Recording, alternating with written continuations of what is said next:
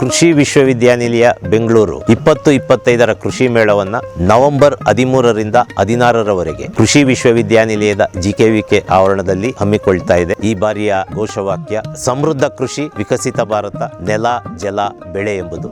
ನೈಸರ್ಗಿಕ ಸಂಪನ್ಮೂಲಗಳನ್ನ ಉಳಿಸಿ ಅತ್ಯುತ್ತಮವಾಗಿ ಬಳಸಿಕೊಳ್ಳುವಂತ ಹಲವಾರು ತಾಂತ್ರಿಕತೆಗಳನ್ನ ಪ್ರದರ್ಶನ ಮಾಡ್ತಾ ಇರುವಂತ ಈ ಕೃಷಿ ಮೇಳ ವೈವಿಧ್ಯಮಯ ತಂತ್ರಜ್ಞಾನಗಳಿಗೆ, ಮಳಿಗೆಗಳಿಗೆ, ಬೆಳೆ ತಾಕುಗಳಿಗೆ ವೀಕ್ಷಣೆಗೆ ಅನುವು ಮಾಡಿಕೊಡಲಾಗಿದೆ.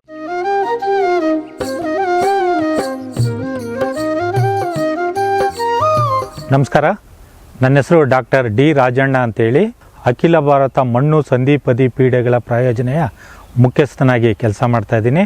ಇದೇ ತಿಂಗಳು ನವೆಂಬರ್ 13ರಿಂದ 16ರವರೆಗೂ ನಡೆಯುವ ಕೃಷಿ ಮೇಳದಲ್ಲಿ ಗೆದ್ದಲಿನ ಬಗ್ಗೆ ಇರುವಂಥ ಅನೇಕ ಸಂಶಯಗಳ ಬಗ್ಗೆ ನಿಮಗೆ ನಿವಾರಣೆ ಆಗುತ್ತೆ. ಅನೇಕ ಜನ ರೈತರು ಹುತ್ತುಗಳಲ್ಲಿ ಹಾವು ಇರ್ತಾವಂತ ಒಂದು ತಪ್ಪಿನ ನಂಬಿಕೆ ಇದೆ. ಯಾರೇ ಆದ್ರೂ ಇಂಥ ಹುತ್ತ ನೋಡಿದ್ರೆ ಭಾಳ ಖುಷಿಯಿಂದ ನೋಡ್ಬೋದು. ಈ ಜೀವಂತ ಇರೋ ಹುತ್ತದಲ್ಲಿ ಯಾವುದೇ ಕಾರಣಕ್ಕೂ ಹಾವನ್ನ ಒಳಗಡೆ ಸೇರಿಸ್ಕೊಳ್ಳೋಕ್ಕೆ ಈ ಗೆದ್ದಲುಳ ಬಿಡೋದಿಲ್ಲ. ಅಷ್ಟು ಸಂರಕ್ಷಿತವಾಗಿ ಈ ಒಂದು ಹುತ್ತದಲ್ಲಿ ಆ ಒಂದು ಸ್ಟ್ರಕ್ಚರ್, ಆರ್ಕಿಟೆಕ್ಚರ್ ಅಂತ ಹೇಳ್ತೀವಿ, ಆ ರೀತಿ ಇರುತ್ತೆ. ಬದುಕಿರೋಂಥ ಹುತ್ತದಲ್ಲಿ ಹಾವು ಹೋಗೋಂಥ ಚಾನ್ಸಸ್ಸೇ ಇರೋದಿಲ್ಲ. ಇದು ನೋಡ್ಬೋದು ನೀವು, ಹುತ್ತದ ಹತ್ರ ಎಲ್ಲೂ ಇದಕ್ಕೆ ಒಳಗಡೆ ಹೋಗೋಕ್ಕೆ ಅವಕಾಶನೇ ನೀಡೋದಿಲ್ಲ. ಒಂದು ಬಾರಿ ಹಾವು ಏನಾದರೂ ಎಂಟ್ರಿ ಆದರೂ ಕೂಡ ಮುತ್ತಿಗೆ ಹಾಕಿ ಹಾವನ್ನ ಆದಷ್ಟು ಬೇಗ ಹೊರಗಡೆ ಹೋಗಂಗೆ ಮಾಡ್ತವೆ. ಈಗ ನಾವೊಂದು ಹುತ್ತದ ಮುಂದೆ ಇದ್ದೀವಿ. ಇದು ಹುತ್ತ ಜೀವಂತ ಹುತ್ತನ ಅಥವಾ ಮೂಗು ಹುತ್ತ ಅಂತೇಳಿ ಬಹಳ ಸುಲಭವಾಗಿ ನಾವು ಕಂಡುಹಿಡಿದು ಬಿಡ್ಬೋದು. ನಾವು ಎಲ್ಲಾದರೂ ಒಂದು ಚಿಕ್ಕದಾಗಿ ಇಂಥ ಭಾಗದಲ್ಲಿ ನಾವು ಈ ರೀತಿ ಕಲ್ಲಿಂದ ಅಥವಾ ಕೈಯಿಂದ ಡ್ಯಾಮೇಜ್ ಮಾಡಿ ಸ್ವಲ್ಪ ಓಪನ್ ಮಾಡಿದ್ರೆ ಅಲ್ಲಿ ತಕ್ಷಣವೇ ಒಂದು ಜೀವಂತ ಇರೋಂಥ ಗೆದ್ದಲುಗಳು ಅದನ್ನು ರಿಪೇರಿ ಮಾಡೋಕ್ಕೆ ಬರುತ್ತೆ.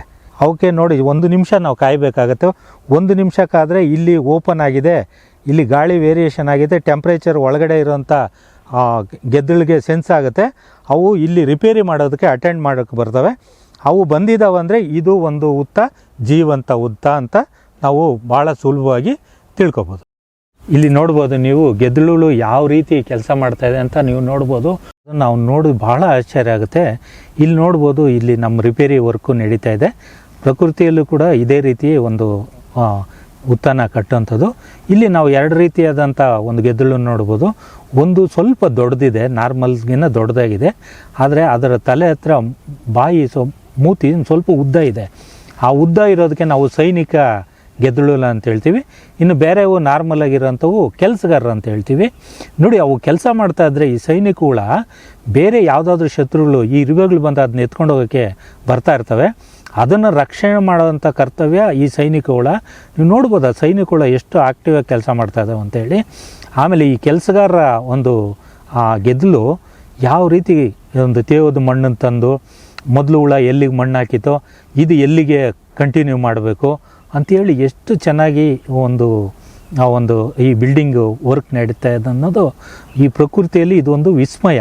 ಗುಂಪಾಗಿ ಯಾವುದೇ ಒಂದು ಪೈಪೋಟಿ ಇಲ್ಲದೆ ಎಲ್ಲ ಅವ್ರವ್ರ ಕೆಲಸನ ಎಷ್ಟು ಚೆನ್ನಾಗಿ ಕೆಲಸ ಮಾಡ್ತಾಯಿದ್ರೆ ಅಂತ ಇದನ್ನು ನೋಡಿ ನಾವು ಕಲಿಯೋಂಥದ್ದು ನಾವು ಹೆಚ್ಚಾಗಿರುತ್ತೆ. ಗುಂಪಾಗಿ ಯಾವುದು ಎಲ್ಲೆಲ್ಲಿ ಕಟ್ಟಬೇಕು ಅಂತೇಳಿ ನೋಡಿ ಸುಮಾರು ಕೆಲವೇ ನಿಮಿಷಗಳಲ್ಲಿ ಇದು ರಿಪೇರಿ ಕೆಲಸ ನಡೀತಾ ಇದೆ.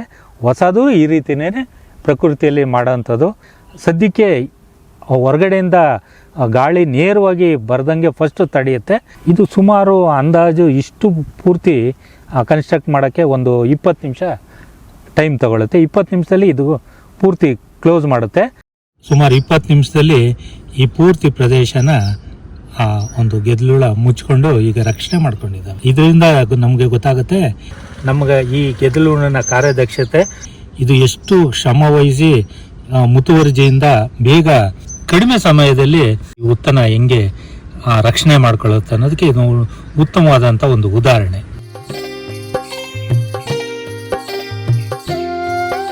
ಆಮೇಲೆ ಸಮಯ ಇರೋದ್ರಾಗ ಮತ್ತೆ ಗೋಪುರನ ಮೊದಲು ಯಾವ ರೀತಿ ಇತ್ತೋ ಅದೇ ರೀತಿ ಅದು ಮತ್ತೆ ಕನ್ಸ್ಟ್ರಕ್ಟ್ ಮಾಡೋಕ್ಕೆ ಶುರು ಮಾಡ್ತವೆ. ಈ ಒಂದು ಹುತ್ತ ಏನು ನೋಡ್ತಾ ಇದ್ದೀವಿ, ಇದು ಸುಮಾರು 6 ಅಡಿ ಎತ್ತರದಲ್ಲಿದೆ. ಇದು ಬಹಳ ಹಳೆಯ ಹುತ್ತ. ಇದು ಸುಮಾರು ಒಂದು 10 ವರ್ಷದ ಮೇಲೆ ಇರೋಂಥ ಹುತ್ತ. ಬಹಳ ಗಟ್ಟಿಯಾಗಿರುತ್ತೆ. ಸಾಮಾನ್ಯವಾಗಿ ನಾವು ಕೈಯಿಂದ ಹೊಡೆಯೋದಕ್ಕೂ ಕಷ್ಟ ಆಗುತ್ತೆ. ಆಮೇಲೆ ಈ ಒಂದು ಆರ್ಕಿಟೆಕ್ಚರ್ ನೋಡಿದ್ರೆ ಎಷ್ಟು ಮಳೆ ಬಿದ್ದರೂ ಕೂಡ ಎಲ್ಲೂ ಒಳಗಡೆಗೆ ಹೋಗೋಕ್ಕೆ ನೀರು ಹೋಗೋಕ್ಕೆ ಅವಕಾಶ ಕೊಡೋದಿಲ್ಲ. ಆ ರೀತಿ ಗೆದ್ದಲುಗಳು ಬಿಲ್ಟ್ ಮಾಡಿರ್ತವೆ. ಗೋಪುರ ನೋಡ್ಬೋದು, ಇವೆಲ್ಲ ಗಾಳಿ ಹೊಡ್ತಾ ಇರ್ಬೋದು ಅಥವಾ ಮಳೆ ನೀರು ಇರ್ಬೋದು, ನೋಡಿ ಇವೆಲ್ಲ ತಡ್ಕೊಳ್ಳುತ್ತೆ. ಇದರ ಆರ್ಕಿಟೆಕ್ಚರ್ ನೋಡ್ಕೊಂಡೇ ದೊಡ್ಡ ದೊಡ್ಡ ಬಿಲ್ಡಿಂಗ್ಸ್ ಎಲ್ಲ ಈ ವೆಂಟಿಲೇಷನ್ ಬರೋಂಥವನು. ಇದರ ಉಸಿರಾಟದ ಪದ್ಧತಿ ಈ ಭಾಗದಲ್ಲಿ ಆಕ್ಸಿಜನ್ನು ಒಳಗಡೆಗೆ ಹೋಗುತ್ತೆ, ಕಾರ್ಬನ್ ಡೈಆಕ್ಸೈಡ್ ಇವು ನಮ್ಮ ರೀತಿಯೇ ಜೀವಂತ ಇರೋಂಥ ಪ್ರಾಣಿಗಳಿರೋದ್ರಿಂದ ಕಾರ್ಬನ್ ಡೈಆಕ್ಸೈಡು ಈ ಭಾಗದಲ್ಲಿ ಆಚೆಗೆ ಬರುತ್ತೆ, ಆಕ್ಸಿಜನ್ ಇಲ್ಲಿ ಹೋಗುತ್ತೆ. ಒಳಗಡೆ ಏರ್ ಕಂಡೀಷನ್ನಲ್ಲಿ 25ರಿಂದ 28 ಡಿಗ್ರಿ ಸೆಂಟಿಗ್ರೇಡು ಅಷ್ಟೇ ಮಾಡ್ತಾ ಇರ್ತವೆ. ಆ ರೀತಿ ಒಂದು ಏರ್ ಕೂಲಿಂಗ್ ಸಿಸ್ಟಮ್ಮು ಇವು ಮಾಡ್ತವೆ. ದೊಡ್ಡ ಬಿಲ್ಡಿಂಗಲ್ಲಿ ಕೂಲಿಂಗ್ ಯಾಕೆ ಜಾಸ್ತಿ ಇರುತ್ತೆ ಅಂದರೆ ನೋಡಿ, ಈ ಥರ ಎತ್ತರ ಹೋದಂಗೆಲ್ಲ ಕೆಳಗಡೆ ಕೂಲಿಂಗ್ ಇರುತ್ತೆ. ಇದೇನು ನೋಡ್ತಾ ಇದ್ದೀವೋ ಇವೆಲ್ಲ ಗೋಪುರಗಳು ನೋಡಿ. ಗೋಪುರ ಅಂದರೆ ಒಂದೇ ಹೈಟಲ್ಲಿಲ್ಲ, ಒಂದು ಹೆಚ್ಚು ಕಡಿಮೆ ಅಲ್ಲಿ ಇರುತ್ತೆ. ಅವೆಲ್ಲ ಡಿಸೈಡ್ ಮಾಡುತ್ತೆ ನಮ್ಗೆ ಎಷ್ಟು ಆಕ್ಸಿಜನ್ ಬೇಕು, ಎಷ್ಟು ಕಾರ್ಬನ್ ಡೈಆಕ್ಸೈಡ್ ಹೋಗ್ತಾ ಇದೀವಿ ಅಂತ. ಆಮೇಲೆ ಪ್ರತಿ ವರ್ಷ ಇದನ್ನು ಜಾಸ್ತಿ ಮಾಡ್ತಾ ಹೋಗುತ್ತೆ.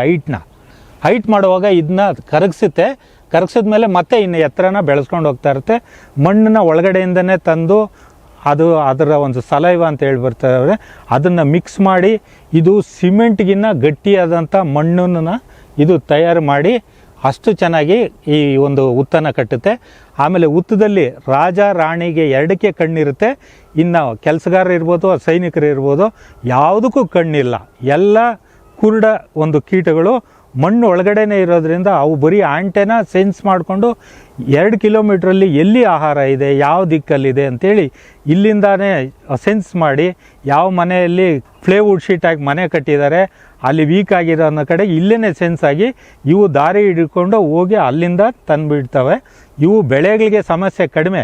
ಇರೋ ಹುತ್ತುಗಳೆಲ್ಲ ನಮಗೆ ಹಾನಿ ಮಾಡ್ತವೆ ಅಂತೇಳಿ ಅನೇಕ ಜನಗಳಿಗೆ ಇದರ ಬಗ್ಗೆ ನಂಬಿಕೆ ಇದೆ.